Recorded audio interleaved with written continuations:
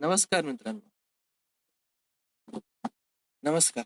संपत्तीचा अधिकार हा आपल्या आजचा लेक्चरचा कंटेंट संपत्तीचा अधिकार. आपण अशी अपेक्षा तुमच्याकडनं की मागचा ज्या फॅक्ट आहे ते तुम्हाला छानपणे जमल्या असतील. संपत्तीचा अधिकार याच्यावरती प्रश्न आले का? 100% प्रश्न आले. ज्यावर प्रश्न नाही ते आपण घेतच नाही. संपत्तीचा अधिकार कलम पाठ करून घ्या आधी. आधी हा फंडामेंटल राईट्स होता. संपत्तीचा अधिकार हा अगोदर फंडामेंटल राईट्स होता. आता तो फंडामेंटल राईट्स नाही राहिला. तो मूलभूत हक्क अगोदर होता, पण आता तो काढलाय आणि त्याला आता कायदेशीर हक्क केलाय. संविधानिक हक्क, त्यालाच कायदेशीर हक्क असं म्हटलं जातं. अगोदर मूलभूत हक्क होता, आता तो कायदेशीर हक्क. कायदेशीर हक्क ज्यावेळेस केला त्यावेळेस त्याला 300A नंबरच्या आर्टिकल मध्ये आपण घातलं. संपत्तीचा अधिकार जो आहे त्याचा आर्टिकल कोणता आहे रे बाळा? त्याचा आर्टिकल येतो 300A. 300A मध्ये तो टाकला ना, मग आता फंडामेंटल राईट्स होता आधी, तिथून त्याला कायदेशीर हक्क केला.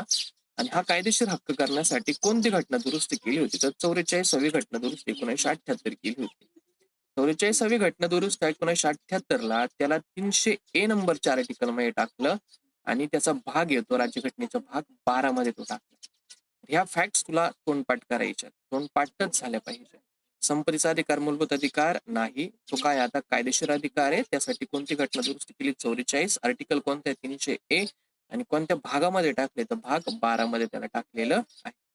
फसवण्यासाठी तुला 42वी घटना दुरुस्ती देतात, पण ती 42वी घटना दुरुस्ती नाही.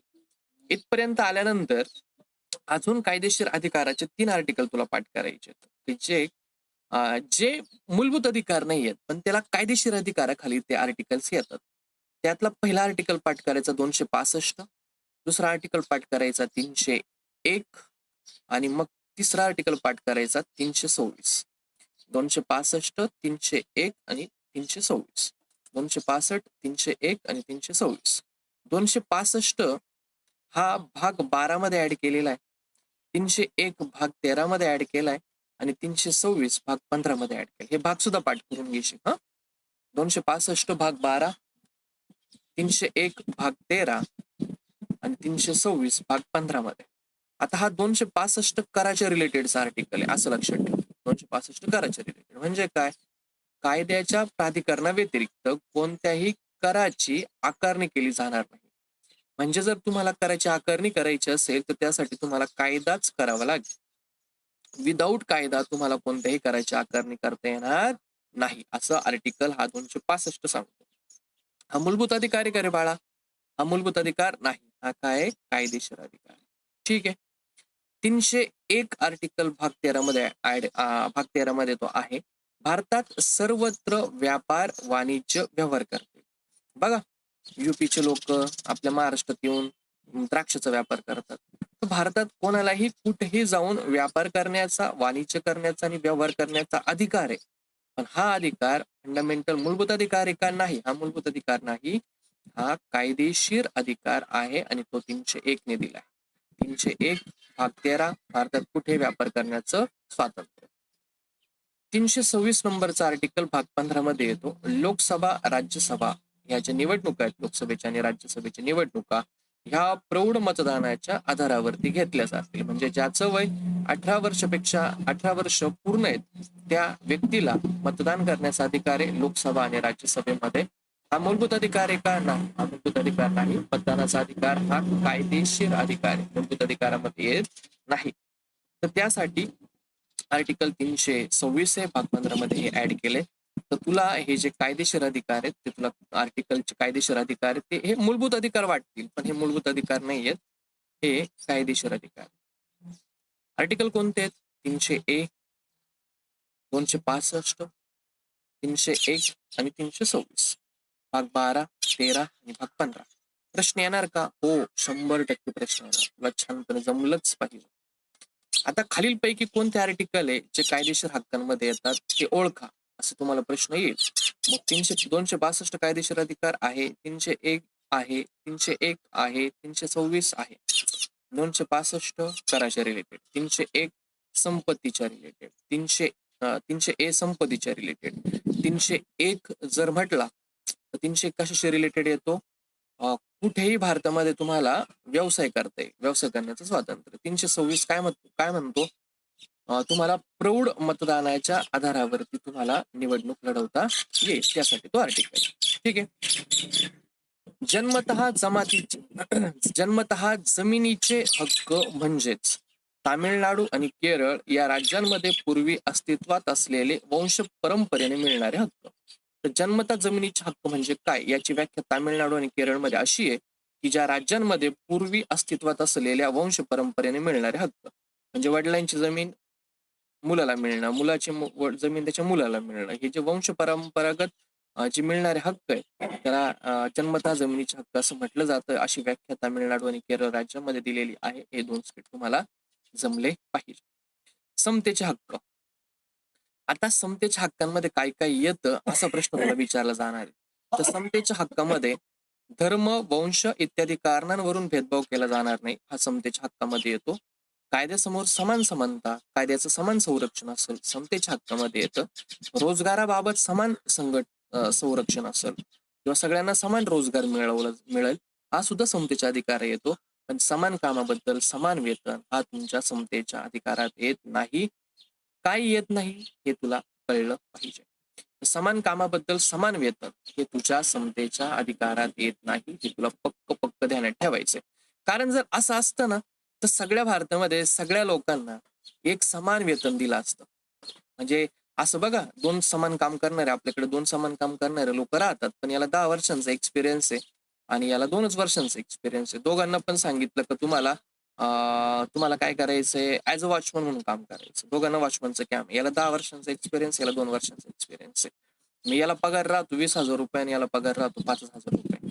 मग असं वेगवेगळा पगार देतो ना आपण, का असं म्हणतो आपण समान काम करते मग समान वेतन द्या? नाही, असं नाहीये. तर समान समतेच्या हक्कामध्ये समान कामाबद्दल समान वेतन येत नाही, पण रोजगाराबाबत समान संधी मिळेल. हा, तर याला पण आपण भारतामध्ये संधी देतो, तर याला सुद्धा प्रत्येक व्यक्तीला रोजगार करण्याची समान संधी दिली जाईल. हे रोजगार समान संधीमध्ये येतं. कायद्याचं समान संरक्षण दिलं जाईल. असं नाही म्हणणार की याला कायदा चांगलं वेगळी ट्रीटमेंट देईल, याला वेगळी ट्रीटमेंट देईल, असं नाही. कायद्याचं समान संरक्षण समतेमध्ये येतं. वंश, धर्म, वंश इत्यादी कारणांवरून भेदभाव केला जाणार नाही, हे सुद्धा समतेच्या हक्कामध्ये येतं. ठीक आहे. सच्चर समिती आहे, हा मेन्सला प्रश्न विचारलेला आहे. सच्चर समिती आहे 2005 ला ती स्थापन झाली होती. मनमोहन सिंग जे आहेत, त्या मनमोहन सिंग यांनी ती समिती स्थापन करण्यासाठी महत्वाची भूमिका निभावली होती. याचे जे अध्यक्ष आहेत ते राजेंदर सच्चर आहेत, न्यायाधीश होते ते. आता माझे न्यायाधीश आपण त्यांना म्हणू शकतो. राजेंदर सच्चर यांच्या अधिकाराखाली सच्चर समिती मनमोहन सिंग यांनी स्थापन केली होती. जे भारतातील जे मुसलमान आहेत, ज्यांचं सामाजिक, आर्थिक आणि शैक्षणिक स्थितीचा अभ्यास करण्यासाठी ही सच्चर समिती स्थापन केली होती. सच्चर समिती कशासाठी? मुस्लिमांच्या शैक्षणिक, धार्मिक स्थितीचा अभ्यास करण्यासाठी स्थापन केली होती. 2005 यावरती मेन्सला प्रश्न आला, प्रिलिमला जर आला तर तो तुझा चुकायला नको. घटना दुरुस्ती, एक घटना दुरुस्ती, आपण सगळ्या घटना दुरुस्ती पुढे बघणार आहे. सध्यासाठी तुला एक घटना दुरुस्ती पाठ करायची. 52वी घटना दुरुस्ती 1985 ही पक्षांतर बंदीच्या रिलेटेड. 52वी घटना दुरुस्ती 1985 कशाशी रिलेटेड आहे? ही पक्षांतर बंदीच्या रिलेटेड. पक्षांतर बंदी. 52वी घटना दुरुस्ती कशाशी रिलेटेड आहे रे बाळा? ते पक्षांतर बंदीशी. एवढं तुला का बरं टाकलाय? कारण फंडामेंटल राईट्सचे PYQ सॉल्व्ह करत असताना तुला हेल्प व्हावी म्हणून मग मी इथं दिले ते. अल्पसंख्याक या शब्दाबद्दल तुला काय माहित पाहिजे? शैक्षणिक संस्थांचे प्रशासन तसंच इतरही प्रशासन करण्याचा जो राईट्स आहे तो दिलेला आहे, बरोबर. पण शैक्षणिक संस्था स्थापन करण्याचा किंवा प्रशासन करण्याचा अधिकार फक्त अल्पसंख्याकांना आहे का? तर नाही. इतर लोक सुद्धा शैक्षणिक संस्था स्थापन करू शकतात. कार्यक्षमता वाढविण्यासाठी आणि कुप्रशासन रोखण्यासाठी वाजवी बंधनं शासन या शैक्षणिक संस्थांवरती घालू शकतं. जरी या शैक्षणिक संस्था अल्पसंख्याकांच्या असल्या तरी त्याची कार्यक्षमता आणि त्याचं कुप्रशासन रोखण्यासाठी शासन त्यावरती बंधनं 100% घालू शकतं. तर हा मुद्दा तुला कळायला पाहिजे. ठीक आहे. महत्वाचा प्रश्न आला बघ, मंडळ आयोग. मंडळ आयोग कधीचा आहे रे बाळा? 1979 साठी हा मंडळ आयोग नेमला होता. पंतप्रधान मोरारजी देसाई होते जनता पार्टीचे. त्यांनी ओबीसीचं सामाजिक, शैक्षणिक दृष्ट्या मागासवर्ग ओळखण्यासाठी या आयोगाची नेमणूक केली होती. या आयोगामुळे ओबीसी चळवळ सक्रिय झाली. तर ओबीसी चळवळ, ओबीसी साठी नेमलेला आयोग कोणता? तर मंडळ आयोग नेमला होता 1979 ला. पाठ करा, मंडळ आयोग नेमला होता 1979 ला. कोणी नेमला होता? तर पंतप्रधान होते मोरारजी देसाई यांनी हा आयोग नेमला होता. कशासाठी रे? तो ओबीसी ची ओळख करण्यासाठी, नेमकं सामाजिक आणि शैक्षणिक दृष्ट्या जे मागासवर्ग आहेत ते मागासवर्ग नेमके तुम्ही ओळखा, ते ओळखण्यासाठी हा मंडळ आयोग नेमला होता. तर हा मंडळ आयोग असा आयोग आहे ज्याने ओबीसीची चळवळ सक्रिय झाली होती. तर ओबीसीची चळवळ कोणामुळे सक्रिय झाली होती? तर मंडळ आयोगामुळे सक्रिय झाली होती. कधीचा? 1979चा हा आयोग आहे. कायद्याचे राज्य, कायद्याचे राज्य हा जो शब्द आहे हा आपल्याला, कायद्याचे राज्य ही जी कन्सेप्ट आहे, हा मूलभूत हक्क आणि मार्गदर्शक तत्व याच्यामध्ये त्याचा समावेश केलेला आहे. प्रस्तावनेमध्ये कायद्याच्या राज्याचा काही एक संबंध नाही. हा मुद्दा तुला कळला पाहिजे. हा मुद्दा कळला पाहिजे. कायद्याचे राज्य जे आहेत त्याच्या, कायद्याच्या राज्याचा उल्लेख कुठे आहे? तर प्रस्तावनेमध्ये याचा उल्लेख नाही. 100% यावरती प्रश्न पडणार, तुला पाठच पाहिजे. प्रस्तावनेमध्ये कायद्याच्या राज्याचा संबंध नाही. तर कायद्याचे राज्य ही गोष्ट आपल्याला कुठं पाहायला मिळते? मूलभूत हक्काच्या भाग 3 मध्ये आणि मार्गदर्शक तत्वाच्या भाग 4 मध्ये, किंवा भाग 4 मध्ये जे मार्गदर्शक तत्व आहे, भाग 3 मध्ये जे मूलभूत हक्क आहेत, या दोघांमध्ये कायद्याच्या राज्याची कन्सेप्ट पाहायला मिळते. प्रस्तावनामध्ये आणि कायद्याच्या राज्याचा आणि प्रस्तावनेचा काही एक संबंध नाही. इथपर्यंत आपल्याला जमायला पाहिजे. न्यायालयीन पुनर्विलोकन. सुप्रीम कोर्टने कायद्याच्या किंवा आदेशांची घटनात्मकता तपासून पाहण्याचा राईट्स आहे. आता न्यायालयीन पुनर्विलोकन म्हणजे काय? कायद्याची किंवा आदेशांची, म्हणजे जर एखादा कायदा केला तर तो कायदा योग्य आहे का हा परत एकदा न्यायालय तपासून पाहतं. याला न्यायालयीन पुनर्विलोकन असं म्हटलं जातं. संघराज्याचा समतोल साधण्यासाठी आणि घटनेची सर्वोच्चता ठेवण्यासाठी. संघराज्य म्हणजे काय? केंद्र आणि राज्य याच्यामध्ये समतोल ठेवायचा, बॅलन्स ठेवण्यासाठी आपल्याला न्यायालय हेल्प करत असतं, किंवा घटनेची सर्वोच्चता ठेवण्यासाठी आपल्याला न्यायालयीन पुनर्विलोकन ही कन्सेप्ट मदत करते. म्हणजे काय?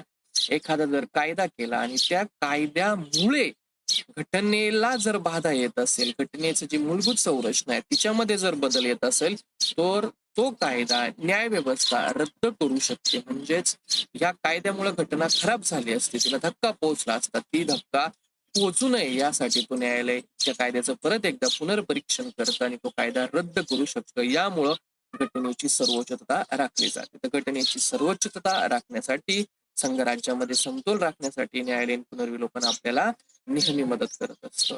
कायद्याने घालून दिलेल्या पद्धतीपेक्षा कायद्याची योग्य पद्धत सुप्रीम कोर्टने नागरिकांचे फंडामेंटल राईट रक्षणासाठी अधिक व्याप्ती वाढवतं. म्हणजे काय? जे नागरिकांचं जे फंडामेंटल राईट्स आहे याचं संरक्षण करायचं जर असेल तर आपल्याला 2 ऑप्शन आहे. कायद्याने घालून दिलेल्या पद्धतीपेक्षा कायद्याची योग्य पद्धत. म्हणजे तुम्ही जो कायदा कराल तो योग्य असायला पाहिजे. तर जर नुसता कायद्याआधी घालून दिलेल्या पद्धतीपेक्षा ती कायदाच योग्य जर असेल तर सुप्रीम कोर्ट नागरिकांचं फंडामेंटल राईट्स अधिक चांगल्या प्रकारे संरक्षण करू शकतं. मग सुप्रीम कोर्टला फंडामेंटल राईट्स संरक्षण करण्यासाठी कायद्याने घालून दिलेली पद्धत जास्त मोठी आहे का कायद्याची योग्य पद्धत जास्त हेल्पफुल आहे?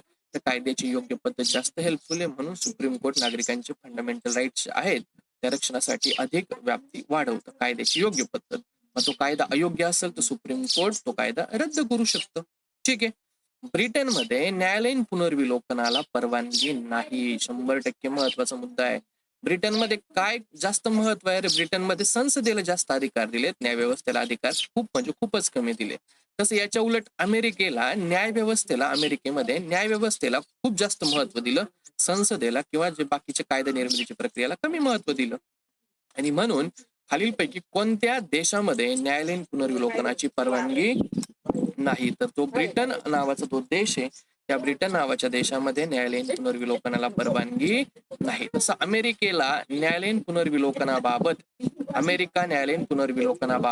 अमेरिका न्याय संस्थे इतकी भारतीय संस्था श्रेष्ठ नाही.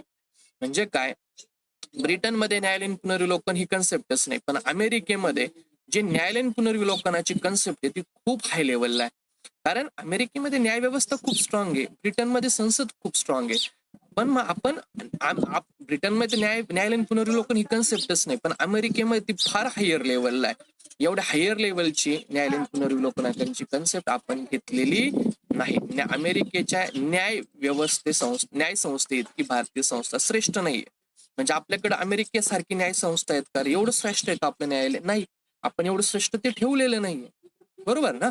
म्हणून ते अमेरिकेच्या न्याय संस्थेत की भारतीय संस्था श्रेष्ठ नाहीये. म्हणजे आपण काय केलंय, भारताने ब्रिटनच्या इतकी संसद स्ट्रॉंग केलेली नाहीये आणि अमेरिका इतकी न्याय व्यवस्था सुद्धा सर्वोच्च ठेवलेली नाही. आपण दोघांचा बॅलन्स केलेला आहे. आणि हे दोघांचा जो बॅलन्स आहे हा कोणत्या खटल्यामध्ये सांगितलाय, तर हा तुमच्यासाठी प्रश्न आहे, हे ऑलरेडी आपण घेतले. तर हा याचा जो बॅलन्स आहे तो आपल्याला केशवानंद भारती खटल्यामध्ये पाहायला मिळतो. आपण सांगितलं आपली ब्रिटन पण स्ट्रॉंग नाही आणि न्याय व्यवस्था पण सर्वोच्च नाही, तर आपण ह्या दोघांचा बॅलन्स करून चालत असतो. एक घटना दुरुस्ती परत मी इथं दिली आहे, प्रश्न सोडवण्यासाठी तुला हेल्पफुल होईल ते. 93वी घटना दुरुस्ती 2005 आहे. याच्याने SC, ST, OBC यांचा खाजगी विना अनुदानित शैक्षणिक संस्थांमध्ये राखीव जागा ठेवाव्या लागतील. खाजगी म्हटलं, सरकारी नाही. जरी तुमची खाजगी शिक्षण संस्था असेल, ती विनादानूच जरी असली तरी या शैक्षणिक संस्थांमध्ये SC, ST आणि OBC ला राखीव जागा ठेवाव्या लागतील. आणि ही तरतूद करण्यासाठी 93वी घटना दुरुस्ती 2005 या सालामध्ये केली. पाठ करून घे. 93वी घटना दुरुस्ती 2005 ने काय केलं? SC, ST, OBC ला खाजगी संस्थांमध्ये राखीव जागा ठेवण्याची शिफारस केलेली आहे. ठीक आहे. कामाच्या ठिकाणी महिलांचं जर लैंगिक शोषण होतंय, तर हे लैंगिक शोषण म्हणजे नेमकं काय हो? लैंगिक शोषण म्हणजे काय? तर स्त्री पुरुष स्वातंत्र्याच्या हक्काच्या विरोधात आहे. स्त्री पुरुष स्वातंत्र्याच्या हक्काच्या विरोधात, जीवन स्वातंत्र्याचं उल्लंघन आणि कोणताही व्यवसाय करण्याच्या हक्कांचं उल्लंघन. आता कळलं नसेल, मला माहिती आहे हे कळलं नसेल, मी परत सांगतो बघ. महिलांचं लैंगिक शोषण कामाच्या ठिकाणी कसं होतं? तर स्त्री पुरुषांचं स्वातंत्र्याच्या हक्काच्या विरोधात आहे. म्हणजे त्या कामाच्या ठिकाणी स्त्रियांना आणि पुरुषांना जे स्वातंत्र्य आहे, पुरुषांना जास्त स्वातंत्र्य आणि स्त्रियांना कमी स्वातंत्र्य असेल, तर महिलांचं त्या लैंगिक शोषणामध्ये ती गोष्ट येते. जीवन स्वातंत्र्यांचं जर उल्लंघन होत असेल, एखाद्या महिलेला जर ते काम करण्यासाठी तिचं जीवन स्वातंत्र्याचं जर हिरावून घेत असेल, तर ते तिच्या लैंगिक शोषणामध्ये येतं. कोणताही व्यवसाय करण्याचा हक्काचं जर उल्लंघन केलं असेल, समजा तिला एखादा व्यवसाय करायचा आणि तू महिला आहे म्हणून तिला तो व्यवसाय करून करता येत नसेल, तिला करू दिला जात नसेल, तर ते महिलांच्या लैंगिक शोषणामध्ये येतं. कामाच्या ठिकाणी महिलांचं लैंगिक शोषण म्हणजे काय? तर स्त्री पुरुषांच्या स्वातंत्र्याच्या हक्काच्या विरोधात, जीवन स्वातंत्र्याचं तिचं उल्लंघन केलं जातं, तिला एखादा व्यवसाय करण्यापासून तिचा जो हक्क आहे त्याचं उल्लंघन केलं जातं. ज्या गोष्टी महिलांच्या कामाच्या ठिकाणी लैंगिक शोषणामध्ये येतात, हा प्रश्न आलेला आहे, तुला ह्या गोष्टी तोंडपाठ करून ठेवायच्या. ठीक आहे. पुढे एक महत्वाची बिट्स आहे. खरगपूर लोकोमोटिव्ह म्हणून एक कन्सेप्ट आहे. एक कंपनी खरगपूर लोकोमोटिव्ह मध्ये रिपेअर अँड मेंटेनन्स वर्कशॉप विविध जाती धर्माच्या लोकांनी इथं संप केला होता. ही जी कंपनी आहे खरगपूर लोकोमोटिव्ह, तिला पुढचं नाव तिचं Kharagpur locomotive repair and maintenance workshop जे आहेत, इथं विविध जाती धर्माच्या लोकांनी संप केला होता. ह्या संपाला खालच्या कोणत्या लोकांनी पाठिंबा दिला होता?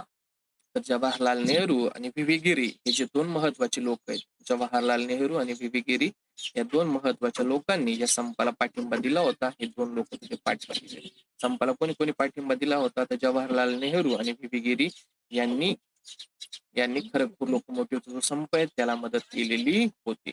राज्यघटनेमध्ये 2 आर्टिकल आहे, 15, 2, 17 आणि 23. हे जे आर्टिकल हे राज्य संस्थेच्या पण विरोधात आहे आणि इतर नागरिकांच्या सुद्धा विरोधात हे अवेलेबल होतात. मला हे आर्टिकल पाठच पाहिजे. राज्यघटनेमध्ये असे फक्त 3च आर्टिकल्स आहेत जे राज्य संस्थेच्या पण विरोधात आहे आणि इतर नागरिकांच्या सुद्धा आपल्याला ते विरोधात पाहायला मिळतात. आता हे 3 आर्टिकल सोडले तर बाकीचे आर्टिकल फक्त राज्य संस्थेच्याच विरोधात आहे. पण हे 3 आर्टिकल आपण खाजगी व्यक्तींच्या म्हणजे नागरिकांच्या विरोधात सुद्धा वापरू शकतो. फॉर एक्झाम्पल 15.2 मध्ये काय म्हटलं की ज्या सार्वजनिक स्थळ आहेत किंवा सार्वजनिक जे ठिकाण आहेत त्या ठिकाणी तुम्हाला भेदभाव करता येणार नाही. सार्वजनिक ठिकाण म्हणजे काय? समजा एखादं हॉटेल, हे हॉटेल असेल, एखादा व्यक्ती ह्या हॉटेलमध्ये गेला पण ह्या हॉटेलचा मालक म्हणतो नाही तू विशिष्ट जातीचा आहे त्यामुळे तुला माझ्या हॉटेलमध्ये येता येणार नाही, तर ह्या नागरिकाच्या विरोधात आपण न्याय व्यवस्थेमध्ये जाऊ शकतो. हा अधिकार आपल्याला कोणत्या सरकारने जर असा एखादा सरकारी संस्था त्या सरकारी संस्थेमध्ये जर म्हटलं तू ह्या विशिष्ट जातीच्या म्हणून तुला आम्ही इथं प्रवेश नाही देणार, तू या संस्थेच्या विरोधात जाऊ शकतो. किंवा एखादा खाजगी नागरिक एखादा नागरिक हॉटेलवाला तो जरी म्हटला तरी आपण त्याच्या विरोधात जाऊ शकतो. म्हणजे हा 2 नंबरचा आर्टिकल आपल्याला नागरिकांविरोधात आणि राज्यसंस्थेच्या विरोधात सुद्धा अवेलेबल होतो. 17 मध्ये काय म्हटलं? अस्पृश्यता बंदी म्हटलंय ना. समजा आपल्याला एखाद्याने म्हटलं, अरे तू ह्या जातीचा आहे, त्या जातीचा आहे, आपल्याला अस्पृश्य म्हणून जर हीन वागणूक आपल्याला एखाद्या मित्राने दिली, एखाद्या व्यक्तीने दिली, तर आपण त्याच्या विरोधात न्याय व्यवस्थेमध्ये जाऊ शकतो. म्हणून हा अधिकार आपल्याला सरकारच्या पण विरोधात आहे आणि नागरिकांच्या सुद्धा विरोधात मिळतो. कलम 23 मध्ये काय म्हटलंय? शोषण म्हटलंय. कोणाचं शोषण? महिलांचं शोषण, बालकांचं शोषण. समजा ही महिला एका ठिकाणी कामाला जाते आणि तो जो मालक आहे तिथला, तो मालक ह्या जर महिलेचं शोषण करत असेल, तर ह्या महिलेला त्या मालकाच्या विरोधात अपील करता येतं. हा अधिकार तिला नागरिकांच्या विरोधात सुद्धा अवेलेबल होतो. म्हणजे कलम 15(2), कलम 17 आणि कलम 23. कलम 15(2), 17 आणि 23 हे जे आर्टिकल आहे, 15(2), 17 आणि 23 हे तीन आर्टिकल जे आहेत ते सरकारच्या विरोधात आणि नागरिकांच्या विरोधात सुद्धा अवेलेबल होतात. आर्टिकल 44 मध्ये समान नागरिक कायदा दिलाय, तो सर्वांसाठी आहे, सर्व नागरिकांसाठी आहे. समान नागरिक कायदा सर्वांसाठी, सर्व नागरिकांसाठी. हा सर्वांसाठी शब्द आपल्यासाठी महत्वाचा आहे. समान नागरिक कायदा सर्वांसाठी, हे पाठ करून सर्वांसाठी, सर्व नागरिकांसाठी, आणि त्याची हेडिंग सुद्धा पाठ करायची. ते 44 मध्ये आपल्याला पाहायला मिळतं. अशा प्रकारे आपलं जे फंडामेंटल राईट्स आहे हे चॅप्टर आपलं संपतं. आता तुझं काम काय? तर तुझं काम असं आहे की हे चॅप्टर छानपणे त्याचे व्हिडिओ बघ. एकदा कळलं नसेल ते व्हिडिओ 2दा 3दा बघ. हे नोट्स छानपैकी हर्ड टू हर्ड रीड कर आणि याचे PYQ सॉल्व्ह कर. एकदा 2दा याचे PYQ सॉल्व्ह कर. 100% आपला हा जो कंटेंट आहे, ह्या कंटेंट मधनं 2 ते 3 प्रश्न तरी येणाऱ्या पूर्व परीक्षेमध्ये तुला पाहायला मिळतील, असा माझा तुला शब्द आहे. तू हे छानपणे कर. तुला 2 ते 3 प्रश्न 100% या फंडामेंटल राईट्सच्या लेक्चर मधून तुला 100% ते जमतील. पुढचं जे लेक्चर असेल ते आपण येणाऱ्या व्हिडिओमध्ये बघू. तोपर्यंत थँक्यू सो मच.